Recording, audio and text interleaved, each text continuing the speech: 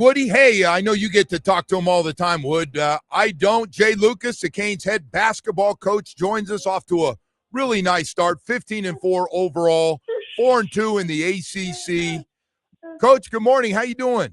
I'm doing good. Good morning. How are you? Man, I'm doing great, and I appreciate you coming on. Hey, Coach, I just go back to the start of this thing for you, getting your first head coaching job and a brand new roster.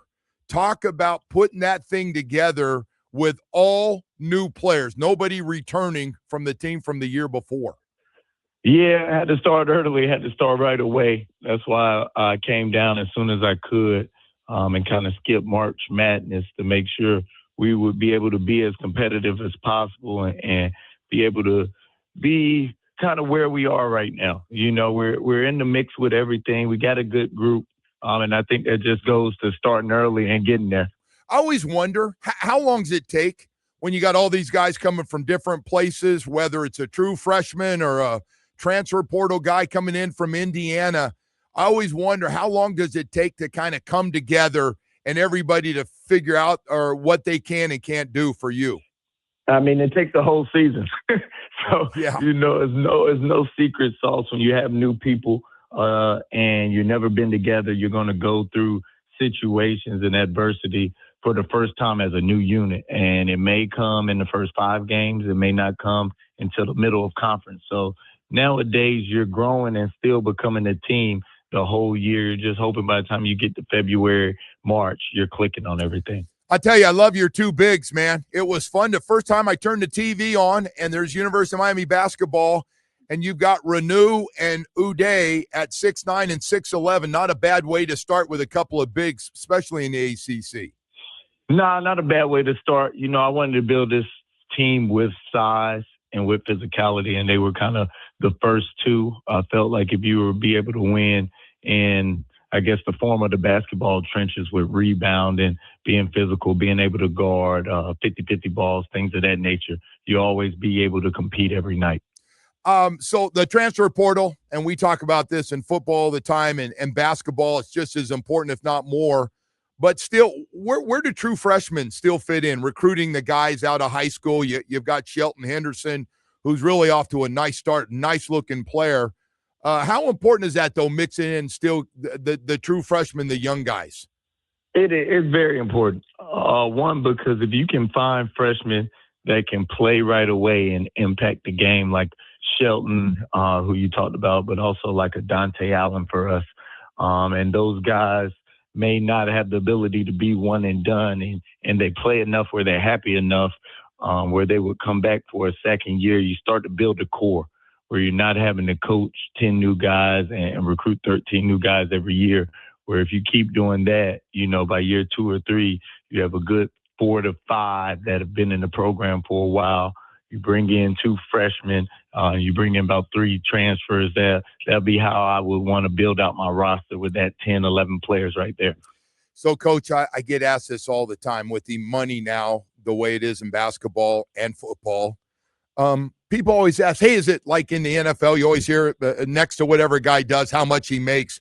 Do you hear the guys talk about their money, or is it pretty much focused? Is college basketball still like it used to be? You're still playing to knowing that if you're good enough, you can go play professionally, but now guys are getting paid.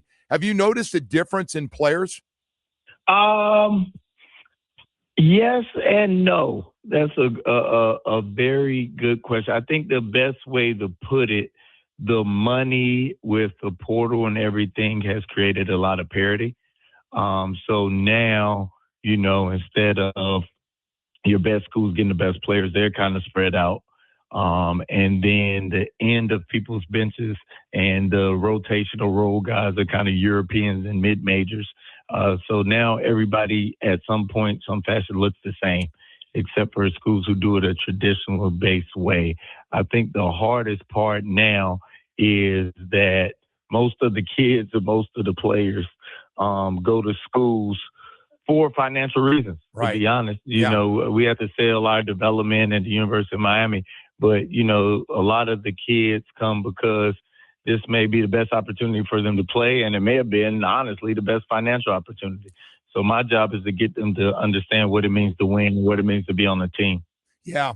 It's really interesting. Obviously, sitting here on the radio for the last 30 years, watching all the changes like you have, it's been Yep. pretty crazy. Hey, recruiting South Florida, our basketball. We talk so much about our football because the high school football down here is ridiculous. It's so good. How about our basketball? How good is it in South Florida, and how important is it to you? It's really good. And that was one of the main reasons why I saw this job appealing, because of what the next couple of years look like in the high school ranks, but also South Florida and Florida in general is a place where, kids from here want to come home. And you can kind of see that with the team that we have this year. I felt, and I know this is a destination location. So it's important to me to make sure they see this as a place they can come to. And it's also important to me because I feel the fan base gets more involved when they see people and hear names that they're familiar with or from their area. Yeah, Gets them more excited. Yeah, that's a great call. I agree. By the way, speaking of South Florida, Andrew Moran, the Columbus high school coach, who, by the way, with the Boozer brothers and the rest of that team went around, I think they won every tournament, it seemed like the last 3 years all over the country. It didn't matter who they were playing against. Talk about adding a high school coach onto your staff and how important he is. Yeah, I got to know Coach Moran these last 3 years when I was coming down here to recruit. And, the obvious stands out right away, just how good a coach, how good a teacher he is. But, just getting to know him as a person and his family, that was kind of the most important thing to me. But also having someone who had head coaching experience, even though it's on the high school level, but also I knew I was getting somebody who could be a really good teacher. And that was really important to me. Jay, I got to ask you this one because I was such a big fan of your father, John Lucas, and everything he stands for and he's done and all the great jobs you've had, including being an assistant at Duke, but you've been in some great programs. I always wondered, what have you learned from a combination of your father, who's at this basketball background, and all the great jobs as you take this first head coaching job? The biggest lesson I've learned from all of them, I like to say my foundation comes from my father, and that's just the foundation of hard work and not taking any shortcuts. And that's kind of showed everywhere I've been. Each person I've worked for, I've taken a little bit different lessons from. But, the most important one is just take it one day at a time. It's a process. And especially in the season is long. There's going to be a lot of ups and downs, and you can't win the national championship in January. That you just have to make sure you're working towards your main goal and working towards just getting better every day and taking it one day at a time. I was thinking of you the other day, the day after the national championship game. You're playing Florida State and you lose that game. And I was thinking, you don't always know which guys are going to show up when you got young guys, the mindset and everything else. And I was thinking, boy, that had to kind of test your patience a little bit, huh? That game. You're putting it the nice way. You're putting it the nice way. Yes, it did. And, it was a good moment because the whole week there's a lot of distractions, which is warranted and wanted because that means something really good is going on.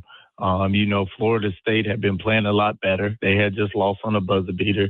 And the game before they lost in the last minute. So you could kind of see they were trending. The thing that got me the most upset in the situation, and it's just my makeup in the program, the makeup of the program and how I wanted to be, I felt they played with more desperation. And that shouldn't be the case at home, especially in a rivalry conference game. But like I said before, it's our first time in these environments and these moments. So you can anticipate something to happen, but you really don't know. You still do with kids. Right. So it's a great learning lesson for us and a great opportunity for us to grow and finish the season the right way. Jay, do you have enough on your bench right now? Is it a concern? Is there some things you can do, or is it just growth of a basketball team? It's growth. It's a little bit of maybe I might need to change some things up and put some people in some different roles to see if that will change some things and help something. But our bench is good, but like anything in any sport, if your best players aren't playing their best in the game, it's hard to win.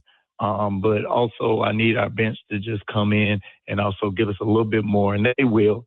And they had in the 10-game win streak, they came in now. These last 2 games, we kind of struggled, so we just need to reset and maybe refresh some things. Well, you're off to a great start, 15-4. Syracuse this Saturday on the road. And, Coach, thanks, man, so much for coming on, spending a little bit of time with us. Hope we can do this more often. Thank you, Coach. No, I appreciate it. Thanks for having me. All right, Jay Lucas, Canes head basketball coach, joining us this morning as they hit the heavy ACC schedule right now, man. They are going to get rolling.